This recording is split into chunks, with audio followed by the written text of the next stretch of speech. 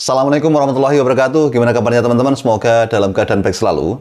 Kali ini kita akan mengupas soal bisnis entok. Seperti kita ketahui bersama bahwa minat masyarakat terhadap bisnis entok itu semakin lama semakin meningkat. Kita ketahui bahwa dalam kurun 3 tahun terakhir, jumlah para pembudidaya atau minat masyarakat untuk membudidayakan entok itu semakin lama semakin meningkat. Baik itu entok Rambon, entok lokal, maupun entok jumbo. Nah, bahkan sebagian masyarakat itu mengaku kewalahan untuk memenuhi pesanan anakan entok maupun entok yang dewasa. Bahkan ada beberapa peternak yang mengaku tidak mampu mencukupi kebutuhan pasar. Karena itu ini menjadi bukti bahwa minat masyarakat untuk bisnis budidaya entok itu semakin lama semakin tinggi. Meningkatnya minat masyarakat untuk membudidayakan entok itu justru menurut saya itu perlu diwaspadai. Karena apa? Karena minat masyarakatnya sangat tinggi, tapi serapan pasarnya untuk entok pedaging atau entok konsumsi itu belum terbentuk. Artinya apa? Artinya ketika masyarakat itu banyak yang membudidayakan entok untuk pembesaran, untuk dijadikan konsumsi, tapi serapannya itu lemah atau pasarnya belum terbentuk, maka yang terjadi adalah overkapasitas. Artinya entok itu di pasaran akan sangat banyak, tapi pasarnya itu belum ada atau serapannya sangat sedikit. Hal ini yang kemudian nanti efeknya adalah para peternak pemula ini terlanjur membesarkan, tidak bisa menjual ataupun bisa menjual tapi harganya rendah.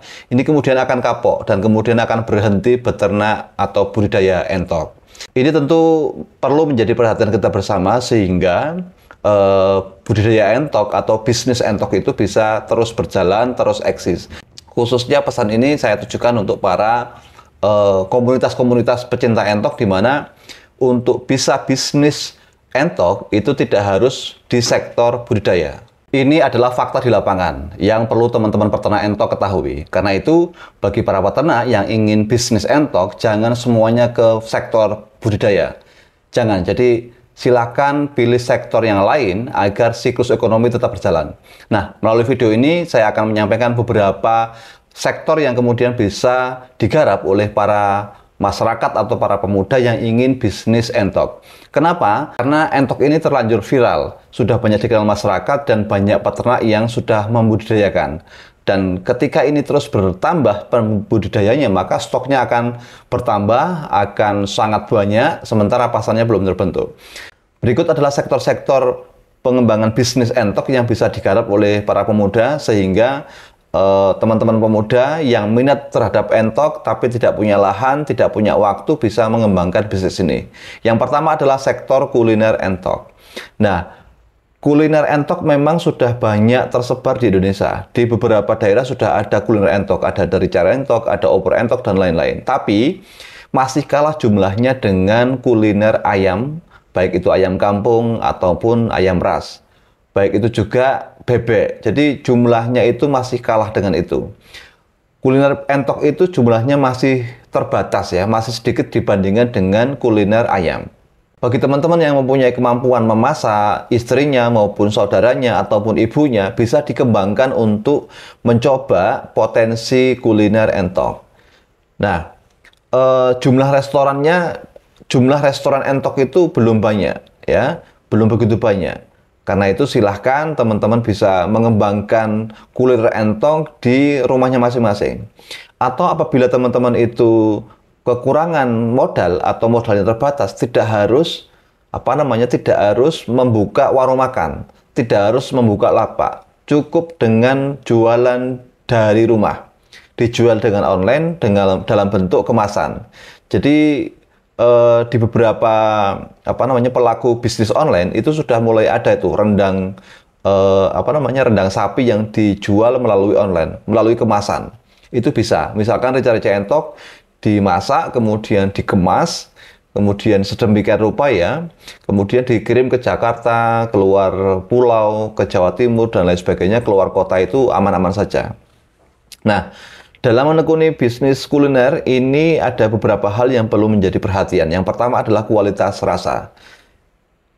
Karena namanya kuliner, tempatnya orang makan, maka rasa menjadi faktor yang utama. Ketika teman-teman yakin bahwa masakan teman-teman itu enak, ya, dengan teman-teman teman-teman bisa mengajak teman-teman bisa presentasi ke teman-teman jenengan, saudara, ketika mereka mengatakan bahwa masakannya itu enak dan layak jual, maka itu sudah 80% masakan jenengan diminati oleh orang lain. Yang pertama itu kualitas masakan.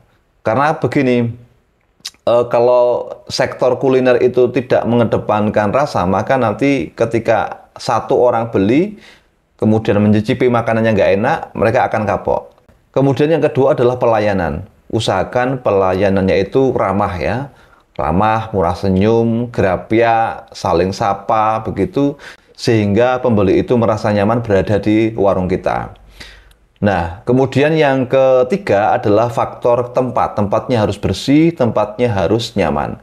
Cuman untuk faktor yang ketiga ini di beberapa warung makan itu tidak berlaku. Ada kok warung makan desa yang sederhana, tempatnya terbatas, bahkan ya sederhana sekali, tapi itu justru malah menjadi buruan oleh para penggemar kuliner. Banyak penggemar kuliner yang datang jauh-jauh dari luar kota yang sengaja mampir untuk mencicipi masakan itu, meskipun tempatnya sederhana. Kenapa mereka mau mampir? Karena mereka ingin mencicipi cita rasanya. Jadi ketika pertama kualitas rasanya itu oke, pelayanannya ramah, maka tempat itu tidak begitu penting. Begitu. Nah, itu untuk bisnis kuliner. Kemudian bisnis yang lain lagi yang bisa kemudian dikembangkan adalah ketika teman-teman itu ingin bisnis entok, maka bisa merambah ke bidang yang lain. Bidang yang masih jarang digeluti adalah soal obat-obatan entok atau jamu-jamu entok. Itu masih jarang orang yang memproduksi dan menjualnya. Ya, saat ini mungkin sudah ada beberapa yang mencoba untuk membuat jamu herbal entok. Tapi itu skalanya masih terbatas, belum dijual masif di media sosial. Nah, ini potensi, padahal jamu-jamuan herbal itu juga peluang pasarnya tinggi karena jumlah peternak di Indonesia kan semakin hari semakin nambah. Untuk bisa membuat jamu atau herbal untuk entok itu kan sangat mudah, tinggal meramu rempah-rempah yang ada di sekitar kita. Temulawak, kemudian jahe, kunyit, dan aneka rempah-rempah yang lain silakan dipadukan. Kalau teman-teman belum bisa membuat jamuan atau obat-obatan herbal tentang entok, bisa searching di media sosial, kemudian dipelajari, kemudian dipraktekkan, begitu. Kemudian selanjutnya potensi yang sangat menjanjikan, tak kalah sangat menjanjikan adalah soal media sosial. Jadi teman-teman kan hari ini sudah memelihara entok nih, memelihara entok, ini khusus yang peternak ya. Memelihara entok silahkan pembuat konten yang semenarik mungkin, sehingga itu nanti bisa diupload di media sosial, baik itu YouTube maupun Facebook. Yang sudah banyak atau mulai banyak peminatnya hari ini adalah Facebook Pro ya. Banyak teman-teman peternak yang mulai mengupload video kandangnya, video entok-entoknya ke Facebook Pro. Harapannya nanti akan dimonetisasi oleh Facebook dan tiap bulan mendapatkan gaji.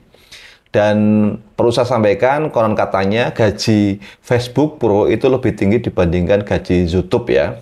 Nah, silakan teman-teman yang punya ternak entok, silakan dikemas kontennya semenarik mungkin, nanti kemudian bisa diupload di Facebook Pro maupun YouTube. Nah, kemudian bagi teman-teman yang tidak punya entok, bisa juga bermain media sosial, membuat konten entok. Bisa mengunjungi para peternak entok, kemudian mengambil video, dibikin kata-kata yang menarik, ya, kalau perlu narasumbernya diliput, diwawancara, sehingga nanti akan memberikan sedikit edukasi kepada penonton ya. Itu perjalanannya harus konsisten, karena untuk Facebook Pro itu tidak mudah ya. Sebulan, 2 bulan, bahkan ada yang 1 tahun baru dimonetisasi. Tapi ini peluang, ini sekali lagi ini peluang, perlu ditangkap dan kemudian dijadikan fokus untuk bisa mendapatkan uang sebagai penghasilan sampingan. Sektor yang sangat menjanjikan selain itu adalah sektor jual beli entok. Hari ini itu masyarakat itu kan terkait dengan entok konsumsi itu masih jarang pedagang yang mampu mengepul entok atau menarik entok atau membeli entok skala besar. paling cuman 10 maupun 20. Nah, ini peluang bagi teman-teman yang mempunyai relasi rumah makan banyak, silahkan menembusi para pemilik rumah makan untuk kemudian mereka diajak untuk mencoba menjajakan daging entok, entok goreng, atau rica-rica entok, opor entok, maupun kuliner yang lain. Jadi setelah mempunyai link pasarnya, marketnya sudah jadi, para rumah makan itu mau untuk menghidangkan daging entok, teman-teman nanti akan mencari bahan bakunya dan otomatis akan menjadi pengepul ya, pengepul daging entok.